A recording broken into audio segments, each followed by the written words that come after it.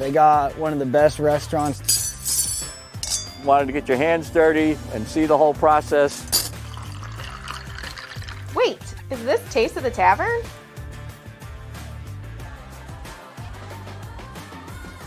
This is it. This is the one, the Taste of the Tavern podcast. Amazing. So glad to see you guys. Hi, Ben. It's great to see you, too. Yeah, we have Executive Chef Dan Casey and also Director of Food and Beverage Jimmy Cokeless, and we are broadcasting from our amazing podcast studios. And the weather is beautiful. It's actually rainy today. Monday was a big tease. Yes. It was like, here it is. No, taking it back. Now we're talking about the weather. This is good. But I think that's what we get excited about because that's kind of when the wheels start turning here. Yes. Chef just dropped his pen. This is the second podcast in a row that I've done where I got a spare. where the cameras would kind of tell the story a little bit better if we did some video. We were doing our golf podcast, and Andy spilled an entire cup of coffee on his shirt right after we started. Andy's our director of golf for our Tavern crowd. Did he just keep going? He did. He said, we're just going to, power through this. Excellent. He's a professional. He was worried about being burned a little bit, but he's like, we're going. We're not stopping. That's good. That's Andy, man. He's a pro. Good job, Andy. That's why he's a golf pro and a pro in life. Hey, so let's talk about some exciting times around here. St. Patrick's Day. What is St. Patrick's Day like around here? St. Patrick's Day is the only day in the restaurant industry where everybody coming to the restaurant is going to order the same exact thing. And it's fantastic from a business standpoint and from an execution standpoint. Make one thing really well, feed everybody that one thing, corned beef and cabbage. And yeah, we made it great. So you enjoyed it? I loved it. I like St. Patrick's Day. Irish descent, little lad, just having fun. St. Patrick's Day has always been a big holiday in my family. So, yeah, I enjoy it. Why is that such a big day for you? That's a huge. It's a huge sales day for us. It's the only day here. It's a holiday, yes, but we treat it like it's not like a holiday brunch, like a Mother's Day or Easter. So when we circle on the calendar for the year, it's like that's a big sales day for us overall because it is just the menu items. So it's cool to see some of these numbers that we do, especially this year. It's exciting. Gets the whole team jazzed up. It's pretty cool. And we had it last year. It was a bit of a celebration, but I think coming out of the pandemic, it was even more and more where everyone's like amped up and you saw more people going out in general for St. Patrick's Day. Felt like there was a little bit of a different energy this year. Yeah, I think definitely compared to last year, we obviously had more people in the restaurant. To-go business stayed strong, though. It seemed like a maybe 60-40 split, which was really, really solid. Yeah, I think maybe next year we'll look into doing more of a catering side of things. We'll see what happens. It's a good product. Chef did a nice job with it. Corned beef is awesome. It's thick cut. Not a lot of, I saw a lot of pictures from other places that offered a thinly sliced corned beef. And I don't know, we do it right. We made it a steak cut. It's good. Really good. And now we do head into spring, and that means some slight changes at the restaurant. You release more menu items. So I'm kind of wondering, maybe some of the people listening wondering, how do you come up with certain items for the season? So usually anytime there's a menu rollout, myself, our restaurant chef, Chef Allen, and then sous chef, Chef Bobby will come up with a list of ideas, and then we'll start slowly running those through as features in the restaurant and sort of let the guests decide. So if a dish tanks or if it just doesn't seem like a good idea, still get it in the works where it's delicious and let the guests decide. So we have a list right now, about 12 to 14 items. We're running a few of them in the tavern as we speak, and we'll see how everybody likes it. And if it's a go, then it's a go. And we'll gradually, over the next couple of weeks, start adding those items. Traditionally in restaurants, the wait's been done.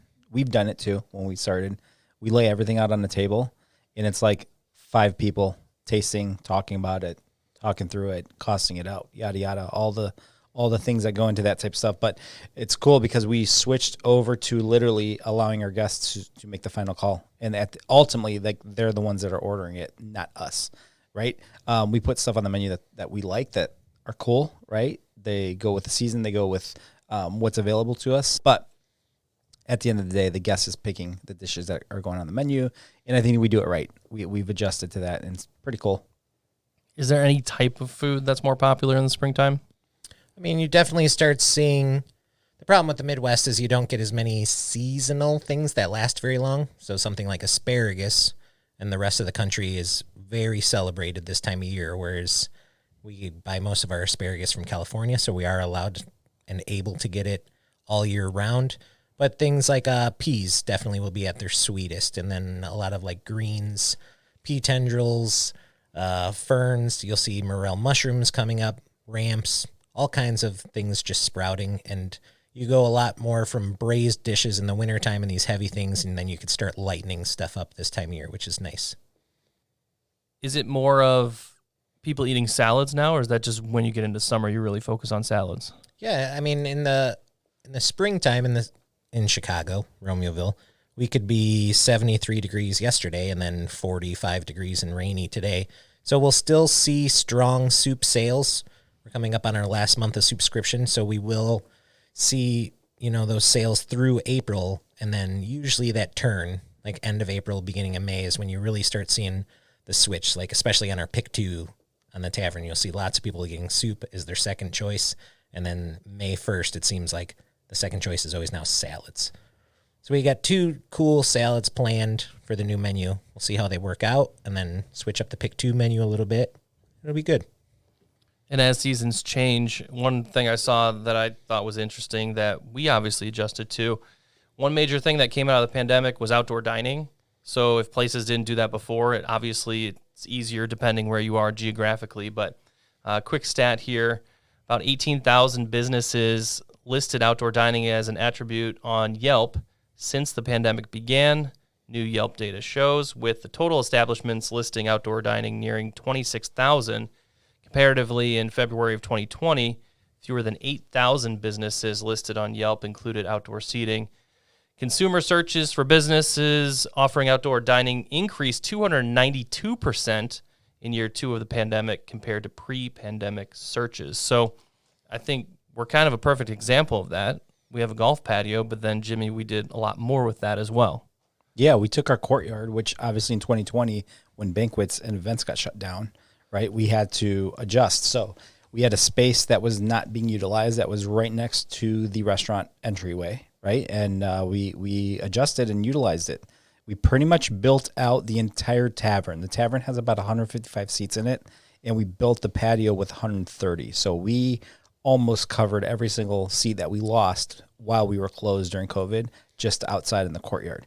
Now, with that, right, weather's a big factor in the Midwest. And it's funny when you read that stat, I 100% believe it, because a lot of restaurants don't like doing outdoor dining. Especially, I mean, from a menu standpoint, I remember last year when we were writing the new seasonal menus for the summertime, and when we were locked down, we had to, you have to tweak things to be serviceable outside. You're not going to put like real wispy microgreens or something on a dish when as soon as you open the door, the breeze takes it away, or you're not going to do a lot of hot items, or, you have to sort of cater the menu to the weather now as well, which is, it gets interesting. And it's not a salad. I know, like you mentioned that earlier, saying, the weather's changing, right? With lots of salads. Yes, but I think also lots of lighter ingredients as a whole on sandwiches, on entrees, things like that. I think we were lucky, too, because we had the space to expand. There's other restaurants that are like, I don't have a sidewalk. I don't have anything. I can't just set up in my parking lot. Obviously, depending on what city, what town you're in, the rules that they have. I think a lot of areas were flexible with restaurants to try to help them out the best they could. But it is interesting thinking about the not having water, not having those things you would like to have right there ready to go, fresh, cold, whatever. It makes it a huge challenge. And then I see the menu issues, especially with all the wind we get out here at the golf course and at the restaurant. Yeah, we're set up, between 2 buildings, so we're kind of creating a valley, and valleys traditionally get windy, right? They become wind tunnels. So we had to combat that multiple times throughout the last couple of years. But again, I think people get used to it. If it's in your mind that you want to sit outside, you have a meal, you're sitting outside. Makes sense to me. Now, because this is a weather-themed podcast episode, I actually... Chef Dan loves the weather. I love weather. I texted Chef yesterday because I was like, Chef, I'm trying to grill a burger. And I think we could do a whole episode on barbecue grill as we get into summer, everything like that. I'm in. But I do want to ask you, how do you grill the perfect burger? Because I think this is news you can use. Yeah. This is going to be controversial. But what I told you was if you're grilling a burger, it should be the same as if you're cooking something in a pan, a flat top grill, whatever. You're usually cooking it about 80 to 90% on one side and then flipping it over just to sort of kiss it on the other side. You'll hear that a lot. So I told Ben, as soon as that blood starts raising to the surface, that's when you know to flip it. So that means the heat, obviously heat rises, it's pushing all that juice up, and then you flip it. The key is with most grilling that everybody makes a mistake. It's like the total dad mistake is crank the grill, every burner on, and it's like, take it easy. If you got a 4-burner grill, 2 burners on high, 2 burners on low, sear on your hot side, then move them over to the low side. And especially as soon as you flip that burger over and all that juice, it's going to hit the flame. It's basically just a mixture of water, protein, and then fat. It's going to flare up, and then you're going to get that, like, The torched taste. yeah, that carbon, the one you, like, rub your thumb on it and it leaves that black goop on there. Nope. So flip it over on the low side, coast it out, perfect medium. It's tough. So do you leave the grill cover open or closed? Definitely closed. Yeah. It wouldn't have a lid if you weren't supposed to use it. Yeah. No, the lid is meant to keep all the heat in. A grill is basically an oven. It's sort of the same idea. Okay, so I have 3 burners. Yep. The middle ones kind of, the 2 over here, they kind of get hot. I feel like the 2 on the outsides get hot. The middle ones, okay. So you're saying I should have, what, 1 of those on hot and the other 2 on low? Yes. And I cook it until the juice comes out and then move it to the lower side? Yep. Flip. Oh. As you're moving, flip. Interesting. You just don't want to flip it with like a high flame underneath it, or flame's going to shoot up past the lid. You're going to get all that carbon on there. It's not going to taste nice. No one wants that. No, I think that barbecue episode will be great. And then, whoa, we're not done here. Oh. So then you sent me a picture of the burger. Oh, yeah, I did. And you nailed it. Perfect medium, but he said it was still dry. It was dried out. And I told Ben that his meat sucked. It was like a 4 for $10 from a grocery store. It was like 4 burgers. Yeah. So I usually like them because the size is substantial, Yep. but maybe the quality of the meat is not. Well, the grocery store loves selling those burgers to you because that's all of their scrap from everything else. And that's what, I mean, retail places are going to be, is they're not going to grind their good stuff. They're going to grind all the trim and then make it into burgers. A good investment for anybody at home. Everybody has a KitchenAid mixer sitting in a cabinet or on their shelf somewhere. Never use it. The meat grinder attachment is like $20. Buy a meat grinder, grind your own. Buy a brisket, buy some chuck roast, 60-40, 70-30 blend. That's 70% meat to 30% fat. That'll give you a darn good burger. Man, learning so much today. It's not that I don't like the fine meats. It was just yesterday I had to go to the grocery store. Good price. Used half of them to use 2 of the burgers to make tacos for my kids. Yep. And then I used the other 2 burgers for me and my wife. It was fine. It was filling. Bet your tacos were dry too. The kids didn't mind that. You get the Taco Bell seasoning for tacos. It's my go-to. We bought a 25-pack of those seasonings off of Amazon. My wife understands me. Just get the Taco Bell if we seasoning. did like a cooking class with a recipe for a taco seasoning, what an idea, right? Oh, man. Jeez. We did cooking classes a lot, and yeah, we made some The seasoning. best taco seasoning recipe. Send me an email. I'll send it to you. dcasey@mistwoodgc.com. You'll get that great taco seasoning. We went from burgers to tacos. And what's next?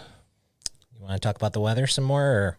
I'm not there on the weather, but I do have our round table. Now we get into like the flash fun round, whatever it is that we do here. We'll have to think of a name. I mean, we're very early in the podcast, so I think we have time to make certain names for certain segments. But try to remove yourself from the Tavern, Mistwood, maybe even your experience as a chef. Someone asks you, hey, I need to open a restaurant. Any geographic location, any food available, what type of restaurant are you opening and where, I guess?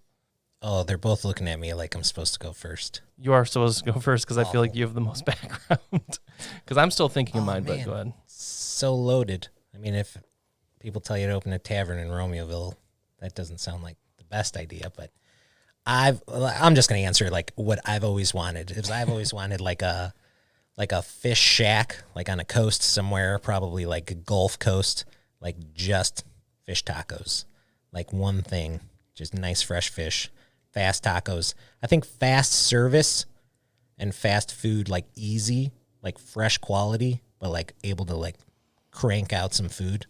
That's key to me. That's why food trucks are so popular and successful. I was going to say that sounded like a food truck model. Yeah. Like you don't even need a huge restaurant at all. Yeah, my wife and I, when we went to Oregon, we were in, oh man, I think we were in Hood River, Oregon. There was a food truck, and it was doing like Korean tacos, fish tacos, and it was like right on the water, right on the beach, and they were amazing. I told her, I was like, we could do this, and I would be happy for forever. Like, this is so cool. And it's like the beach vibes and water.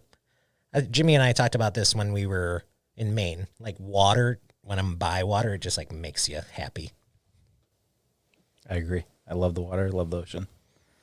I'd move to it in a second if I could. Absolutely would. What's your restaurant model? My restaurant model, I'm torn, but I'm going to throw out the first one that comes to my mind. An old school red sauce Italian restaurant. White and red checkered tablecloths, big bowls of pasta, eggplant parm, chicken parm, massacholi with mozzarella sauce, mozzarella cheese on top. I mean, just old. Think of what you're like an Italian grandmother would cook. That's the place I want to open. That's what I would tell somebody to do. And you could be located anywhere. You could put it anywhere, and everybody loves Italian food. Any old town type setup. Doesn't matter. You can go in the city. You can go in a suburb. Anywhere. I think that restaurant would kill anywhere. I think it's a restaurant that kind of elicits memories and good vibes. Yeah, I mean, you walk in a restaurant like that, what's on the walls? It's old pictures of old people, right? A little darker inside, lights down a little bit lower. Light dimly lit. Yeah. You know, pictures of people, like old school, like, you know, Italian soccer teams, like the scarves and stuff on the wall. Like, think of like a Buca di Beppo. No offense to Buca, but better, right? That's the vibe. I get it. I'm kind of with Chef on this one, and I think it's just because of I got a lot of family in California, so I grew up going to California, northern, southern California, San Diego, Napa, all over, right? So kind of grew up in the summers around the water. Felt fortunate to have that opportunity. Be near the beach, enjoy the beach, so we all agree we like water. And then down in Naples, I have friends who their parents have a condo, and they have their little community. And so there's this one bar you go to, and people just sit there at the bar, and they wait for the sun to set every night. And there's TVs and everything. And then when the sun goes over the horizon, everyone claps. And that's the sunset. And everyone just enjoys it. Like, you go there. I mean, the beach fills up with people too, but you're in this restaurant. So it's kind of I don't know, I say elevated sports bar-y type vibe. You know, you can get the good wings. You can get some entrees. But so I think of that, and then add the pizza, like wood-fired oven type thing, and just sit there and enjoy the setting, the crashing of the waves.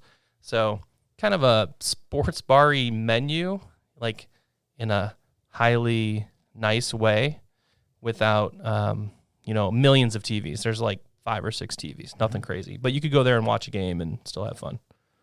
I think I've been to your restaurant. I went to a restaurant like that, exactly like that in San Diego. It was elevated on top of a hill, and it overlooked the ocean, and it was literally an elevated sports bar with 5 or 6 TVs. So you can go there and have a meal with your family or your friends, right? Or you can go there with your boys and your girls and watch a game. Well, now I need to ask you, because that came up. We've talked about burgers. You went to San Diego, and that's where you think the best burger is? I know that's where the best burger is, and it's a place called Hodad's. It's a surfer shop. If you walked in there, you would second guess eating there, but holy crap, it is the best burger I've ever had. Shout out to Andy Michelson. That is the man that brought that into my life. But there's 2 locations, and you can only go to one of them. We only go to the original. Like that place, I mean, it's undescribable. They're like, both in San Diego? Both in San Diego. Interesting. But is one like near the water? Well, yeah, the original one's on the water, literally. Okay. Like I think a surfer just like kind of figured, hey, I can't surf every day. I need to do something with my life. Let me open a burger restaurant right here. And that's what he did. And it is phenomenal. Maybe all great restaurants are by water. I mean, we have a lake. We have a lake here. We do. Yeah. We're pretty darn close. Well, to and the we have a water. burger. So we have a burger and we have water. We do. We have a great burger. We're on to Melvin's our something. burger. That's one thing too, Chef, with burgers. We're going to do a whole burger episode at some point as well. I mean, this is kind of like a partial one, but I walked in there and I was thinking that people were getting the lamb burger the other day because I'm looking at stuff, and he's like, that's a normal burger. They're just getting onions and whatever else, Swiss cheese on it. But there were 3 of them, and I was like, that's amazing that 3 people at the same table wanted the same modified burger. Is that common? Probably not common for one table to all get the same thing, but definitely common for people to enhance the burger in the tavern. And we sell a lot of burgers in the tavern. We have a really good burger. It sounds like there was 2 undecisive people at that table. Yeah, you just say, I'll have what he's having. I'll have what he's Right. you see that more for lunch, which that could be the thing, is maybe like a quick business lunch, and they're just like, yeah, I'll have what he's having. He's having. Or I've heard it's really good, so I'll just get what he's getting type thing. Trying to impress the boss. What'd the boss get? Oh, he got a chicken sandwich. Get a chicken sandwich. I'll take that too. And the Parmesan garlic fries. They were all Yes. upgraded to Parmesan garlic fries as well. Which is a must. It shouldn't even be an option. It should just be required. Get it. You're required to do this. Yes. No, that makes sense. What's the weirdest thing you've had someone request for a burger at the tavern that stuck out to you? Oh man, when we had the pappardelle on the menu, somebody asked for the braised short rib on their burger, which that was probably the wildest thing. That's pretty cool. But You know why? It looked great. Do you know why? Because the pappardelle was a phenomenal dish. It was. I'd say that one and the Scotch egg are the 2 that we get people commenting most about, saying, bring it back, bring it back. Well, you said my email address, so go ahead and email me. dkc@mistwoodgc.com. All right, well, let's move into the end of the show. And do you want to tease what we're going to talk about or who we're going to talk with the next time we have a podcast? We're going to have a guest. We are going to have a guest. Of course we do. We want to tell everybody what's going on. Well, how much do you want to say? Well, let's just say that it involves springtime, And weather, Dirt. lots of dirt. Dirt for sure. Dirt for sure. Yes. Possibly a greenhouse. No, not possibly. Definitely a greenhouse. And definitely the word fresh before vegetables or fruits very soon. Very exciting. All right, well, there's your teaser. We'll be back in 2 weeks with another episode. Thank you, gentlemen, for joining me. Thank you, Ben. Sorry for being late. Thanks, Ben. It's okay. You won't be late next time because we'll have a guest and we're excited to talk with her. We'll see everyone next time. Bye. Bye. I love you.